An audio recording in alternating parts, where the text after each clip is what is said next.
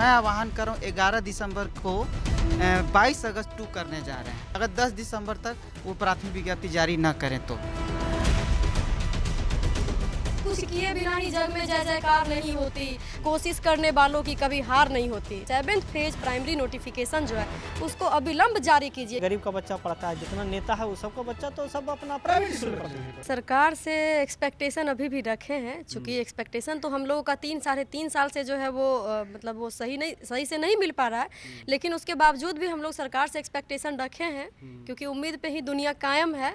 तो अभी भी मैं उनसे रिक्वेस्ट कर रही हूँ कि सर, हम लोग 3-3.5 साल से आपके राज्य में प्रोटेस्ट कर रहे हैं, अपनी बात को आपके सामने रखने का हर संभव कोशिश कर रहे हैं और हम लोगों के धैर्य का अब और ज़्यादा परीक्षा मत लीजिए, क्योंकि हम लोग शांतिपूर्ण तरीके से प्रोटेस्ट करके और आपसे बस यही रिक्वेस्ट कर रहे हैं कि हम लोग इतनी लंबी लड़ाइयाँ लड़े हैं, तो अब ये लड़ाई जो है इसका कुछ ना कुछ हमें परिणाम मिले।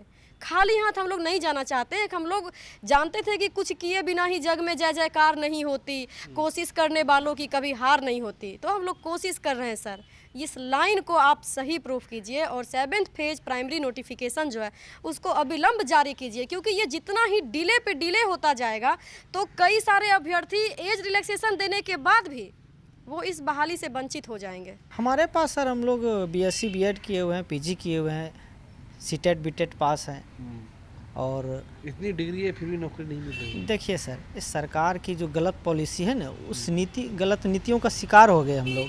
क्योंकि देखिए, अब लोकतंत्र में सबको अधिकार है सर अपना हक मांगने के लिए, और मुझे अपने ही वतन में हमारे हक के लिए हमको रोड पर भीख मांगना पड़ता है सरकार से। क्या किया जाए, इतना पढ़ा लिखा और बात करते हैं क्वालिटी एजुकेशन का शिक्षा मंत्री, तो अच्छे शिक्षक जब नहीं होंगे तो सरकारी स्कूल में तो जानबे करते हैं गरीब का बच्चा पढ़ता है, जितना नेता है वो सबका बच्चा तो सब अपना प्राइवेट स्कूल में पढ़ते हैं।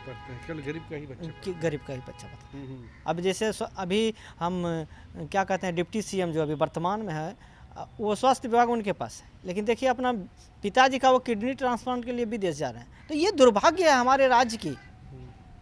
हमारी शिक्षा व्यवस्था इसी तरह से बर्बाद हो चुकी है सर, और हम लोग जद्दोजहद आंदोलन 3.5 वर्षों से लगभग कर रहे हैं कि हम लोग को नोटिफिकेशन दिया जाए, हम लोग को रोड पर से बोर्ड पर भेजा जाए, और एक अच्छे समाज का निर्माण के लिए शिक्षा बहुत ज़रूरी है। हम लोग अभी भी सर आशान्वित हैं, 3.5 वर्षों से लगातार आंदोलनरत हैं, लेकिन अभी भी सरकार से हमें उम्मीदें हैं कि हमारी बहाली दिसंबर तक करार दी जाएगी, नोटिफिकेशन हमारा दिसंबर तक जारी कर दिया जाएगा, ताकि हम लोग जो सर्द रातें पटना के गर्दनी बाग में बिताने को मजबूर हैं, हम भी चैन सुकून से नींद ले पाएँ, हमारी भी बहाली बिहार के प्रारंभिक विद्यालयों में हो। सर, हम तो सरकार से अनुरोध बार बार कर रहे हैं कि हमें 7वें चरण के प्राथमिक विज्ञप्ति दे दें, लेकिन वो शीघ्र जल्द अति शीघ्र बार बार कर रहे हैं। लेकिन अब सर शीघ्र जल्द अब गाली लगता है सर, इसीलिए अब सरकार को अल्टीमेट हम दे दिए हैं कि अगर 10 दिसंबर तक वो विज्ञप्ति जारी नहीं किया तो मैं आह्वान कर रहा हूँ 11 दिसंबर को